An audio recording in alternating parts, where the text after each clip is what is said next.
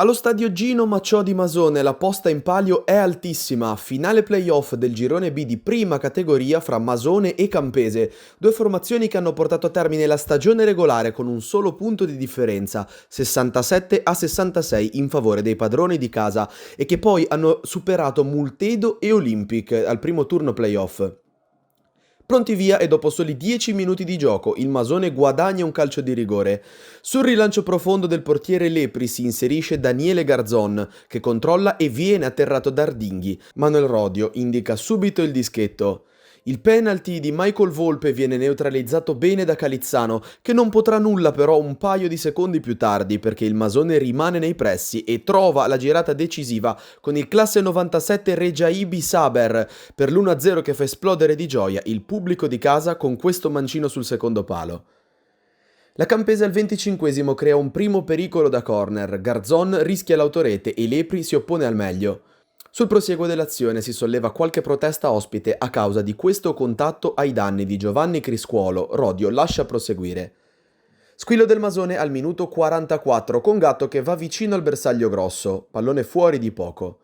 L'ultimo episodio peraltro davvero molto discutibile è la scelta di fischiare un fuorigioco alla Campese al minuto 46 sull'incursione del numero 3 Chiappori. La prima frazione si conclude così sul punteggio di 1-0 in favore del Masone. Nella ripresa i ragazzi di Bruzzone fanno copia e incolla di quanto visto nel primo tempo, passano solamente 4 minuti e Ardinghi in ritardo stende in area di rigore, questa volta Calvi. Inevitabile qui il fischio del direttore di gara, così come la sanzione con doppia ammonizione per il centrale classe 99 della Campese, che rimane quindi in 10 uomini per i restanti 40 minuti più recupero. Cambia il tiratore per il Masone, si presenta sul dischetto il numero 8 Daniele Garzon, che si prende l'incarico della battuta ed esegue in maniera ottimale. 2-0, seconda rete stagionale per il centrocampista ed entusiasmo alle stelle per il pubblico di casa, che a questo punto inizia a sentire la vittoria più vicina. Non ci stanno gli ospiti che chiedono un calcio di rigore al 60° minuto per il duplice contatto di Macciò prima su Aiello e poi su Criscuolo. Non c'è nulla da segnalare anche in questo caso per Rodio.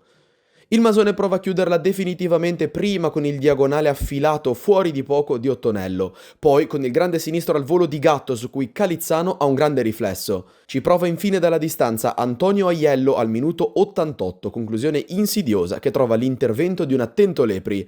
Finisce così, la festa è tutta del Masone che vince 2-0 e supera la Campese.